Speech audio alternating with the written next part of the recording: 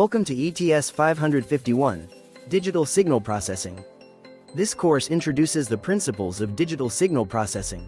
The students will be exposed to MATLAB mathematical software to generate computer implementations of the techniques for signals and systems analysis and design.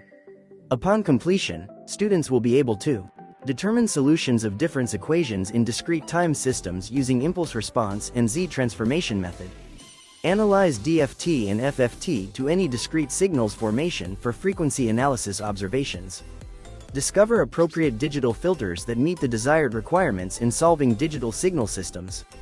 In Chapter 1, we are going to learn about the definition of continuous and discrete time signals, sampling and quantization in general terms, description and manipulation of discrete signals, concept of discrete time system and its classification, linearity, memory, time invariant and causality.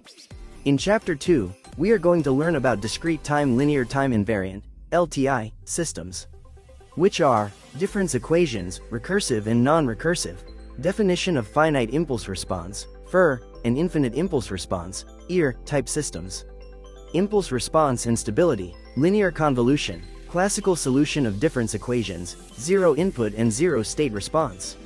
Chapter 3 is Z-transform, simple Z-transform, region of convergence, poles and zeros, stability and causality, properties of Z-transform, inverse Z-transform using partial fractions and properties, impulse response, modern method of solving difference equation, zero input and zero state response.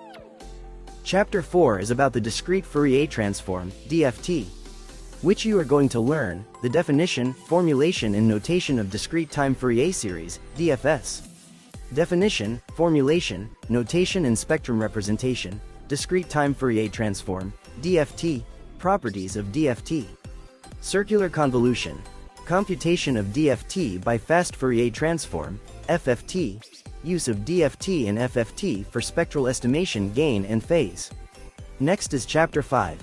Finite impulse response, FIR, digital filters. Categorization of filters, LPF, HPF, BPF and stop, reject band filter. Deduction of system response for FIR filters design using Windows algorithm, optimal method for equiripple FIR filters.